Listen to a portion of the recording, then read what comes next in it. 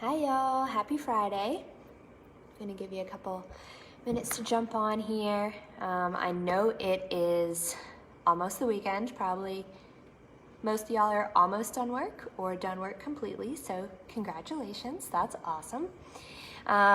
Before we start, let me introduce myself. I'm Maura, I'm the website manager here at Ugly Mug Marketing. And today I wanna go through a couple questions with you that you gotta make sure you ask before you start a website design. So whether that's with us or with another company, these questions are gonna help y'all be fully prepared for the entire project. So, like I said, my name is Maura.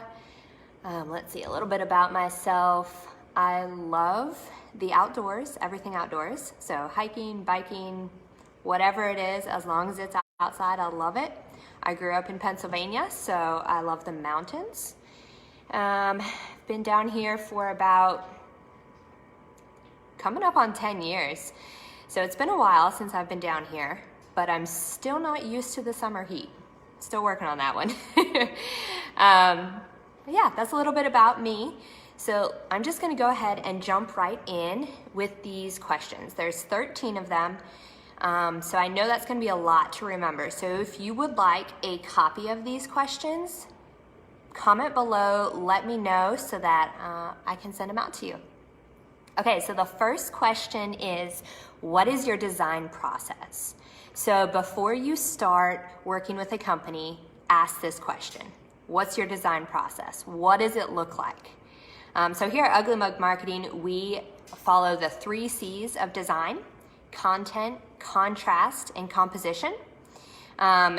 Usually design is looked at through like contrast or composition first, but when you're working on a website, you wanna make sure that you're working with contrast being the biggest part of it, or content being the biggest part of it, because that's the part of your website that's gonna connect with your viewers. It's also the part of the website that is going to actually get your viewers to accomplish the goal of the website. So before you begin anything, before you begin the website process, whether that's the design process or the content, before you even start that, you gotta have the goal of your website. So for an example, a goal of a website could be 3 new qualified leads per week. That's a goal of the website. All of the content on your site needs to be reaching towards that goal. So that's why when you ask the question, what is your design process, there needs to be somewhere in there a focus on the content so that you can accomplish your goals. So that's the first question, what is your design process? The second question that you gotta ask, make sure you have all of these answers up front before you start the process, is, can you give me a detailed breakdown of what the cost includes? So just like any other purchase that you're thinking through, you're investing in, whether that's whatever amount of money you're investing in, you wanna make sure you know what you're gonna get out of the price that you're paying, right? So make sure you have, it's gonna be this amount of pages, it's gonna include this functionality. Get all of that up front, nail down the details so that you are prepared and there's expectations in place for everything. So that's the second question. And the third question is, how will you keep my website secure? This is a tough question that you need to ask. So it's very important for anyone who is starting a new website, whether you're getting somebody else to host it or you're gonna be creating an account to host it, make sure you have all of the information that you need to keep your website secure. One of the ways to make sure your website is secure is to have a Ssl certificate. That's a secure certificate that gets added to the coding of your website. There, you can see it by whenever you look at a website, there's a little lock in the top left-hand corner. That means they have an Ssl certificate on their website. That alone is important for security, but it's also important for Google rankings. But don't just stop there. Make sure you have backups of your website. Fairly often, keep those backups updated so that just in case something does happen, you are able to still access your website and get everything back up and rolling. Okay, so those were the first 3 questions. The 4th one is incredibly important. So what happens when I want to make content changes or changes to my website? This is something that you got to figure out before you start. You want to make sure that you know how those changes are going to happen. With our websites, we build them with our custom admin panel. So you as the viewer, as the client, have the ability to go in and make changes to any of the content on your site. So that's the text, the images, the buttons, things like that. It allows you to have flexibility. It allows you to prepare for growth so that you can go in and make those updates on your own without having to pay extra for somebody to make those updates or wait for them to make those updates as well. So those are important benefits of knowing ahead of time whether or not you have the ability to make those changes or if somebody else has that ability. Okay, so let's see here.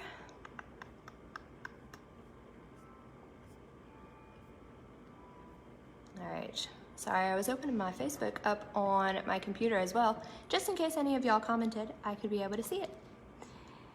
Okay, so now we're on to question 5.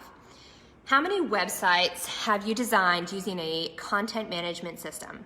This is important to ask whoever's going to be building your website. You want to make sure that they have the ability to do that. They have made websites in the past with a content management system that's usable, and that those clients who have used it have had, they've been able to make the changes themselves without having very many issues. So get the background of whoever is making your site. You want to make sure they have the ability to do what you need them to do. All right. Can you provide references from 5 different companies, at least, very least, 5 different companies who you've built a website for? Why you want references is you want to get the perspective of the client. So if I could tell you, we build amazing websites, they look beautiful, but they also get everyone's goals accomplished. I can tell you all of that. But it's way more beneficial to y'all if you ask somebody who we've built a website for. You can ask them directly and you say, okay, what was it like working with Maura? Or what was it like working with Ugly Mug Marketing on your new website? They can give you their perspective of the process and how everything went, and that'll help you in your decision on whether or not you want to go with that company that you're talking to. So make sure you get those references. Reach out to some of the people who are on the list. Don't be afraid to ask questions or give them a call. That's mega important for y'all, just to make sure you're prepared for this whole process.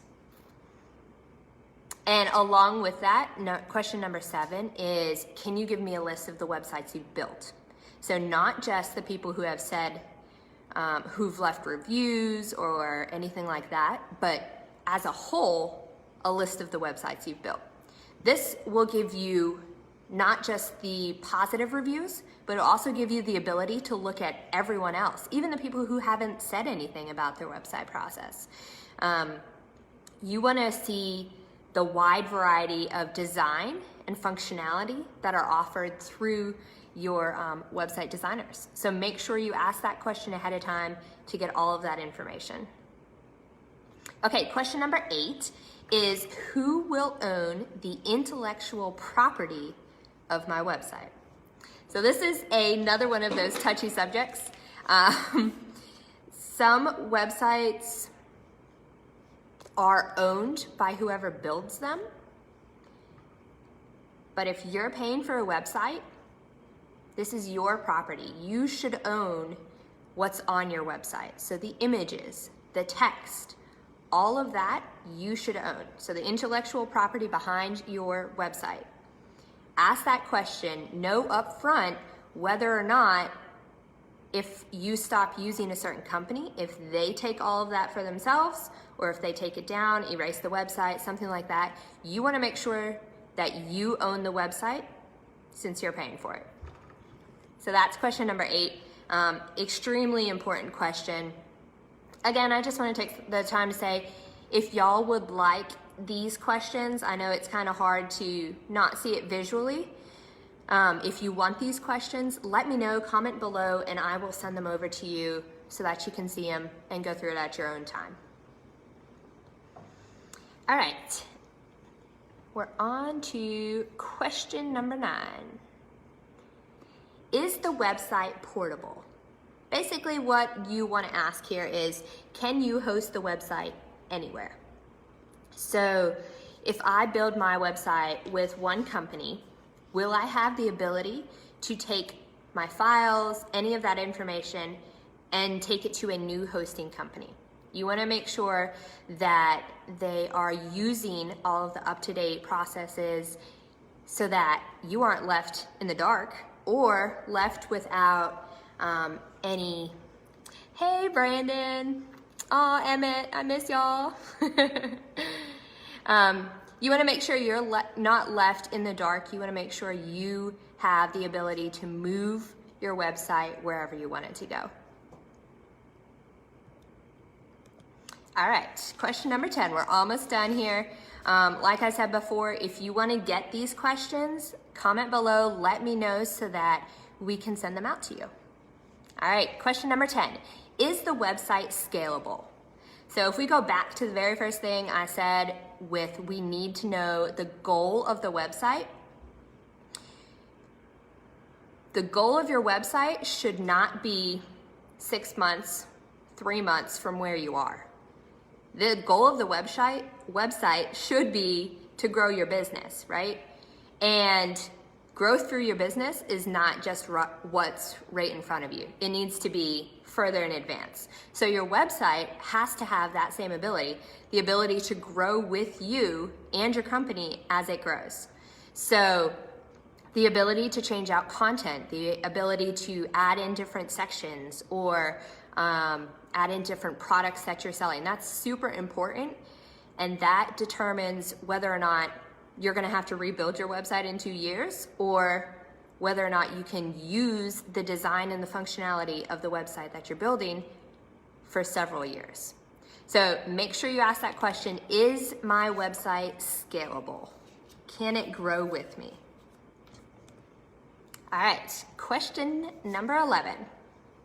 How long will it take to design, code, and implement my website?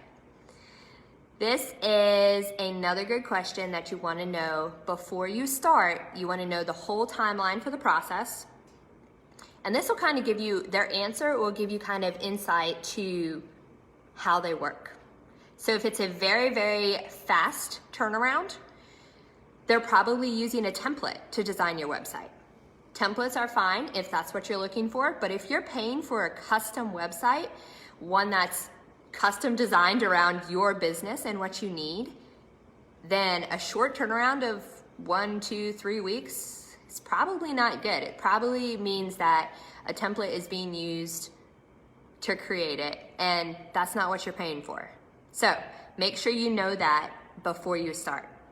On the flip side, if it's taking weeks on weeks on weeks leading into like several months, you want to question if that's the timeline they give you, if it's going to take 3 to 6 months to build your website, what kind of systems do they have in place that either need to be improved upon or that they're not using?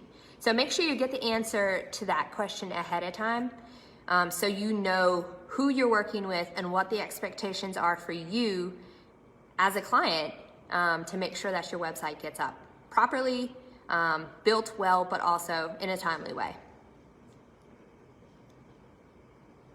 All right, and then kind of going back to what I just said about a template site, question number 12 is, will a template be used to build my website? Again, like I said, if you're paying for a template site, then don't ask that question because that's what you're paying for. But if you're paying for a custom site, or you're under the impression that you're paying for a custom site, this question is incredibly important. You want to make sure that the design of your site is built for you. The functionality of your site is custom to you. And the only way that's possible is if it's not a template site. So make sure you ask that question before you start so you know what you're paying for and whether or not what you're paying is worth it. All right. The last question is, will you be able to design my site exactly how I want it to look? And this leads back into the questions that we just walked through. If it's a custom site, the answer should be yes. If they say no, there might be some design restrictions due to a template, or even ability-wise, what your designers are able to do. So you want to make sure you know the answer to this question before you start, so you are well prepared whether or not you're going to be able to create your website how you want it to look. It's important for the branding of your site to look and feel like your company, but it's also important because you want to make sure that you're standing out in a way to separate yourselves from your competitors. Okay, I know I was just talking a whole lot. I went through 13 different questions that you need to ask before you start a website. Before you start the whole process, before you sign on the dotted line, make sure you ask these questions so you're fully prepared, your company's prepared, and you know what to expect out of your website designers. Okay, it's Friday night. It's about 6 o'clock. I'm hungry. I'm gonna go eat some dinner because another thing that I like besides everything outdoors is food. So, hey Bree. Yeah, I think that's all I have to say. Y'all are great. If you have any questions or you want me to take a look at your website to give it an audit, we can do that as well. Comment below, let me know. I'll reach out to y'all, get in touch with you so that we can set up some time to go through your website, see how it's performing, and make some suggestions. So if you need to get in touch with me, you can comment below, or you can email me at maura@uglymugmarketing.com. I know my name's a little different, so I'm gonna spell it MAURA@uglymugmarketing.com. All right, y'all have a great weekend. Be safe, and we'll see you all on Monday. Bye.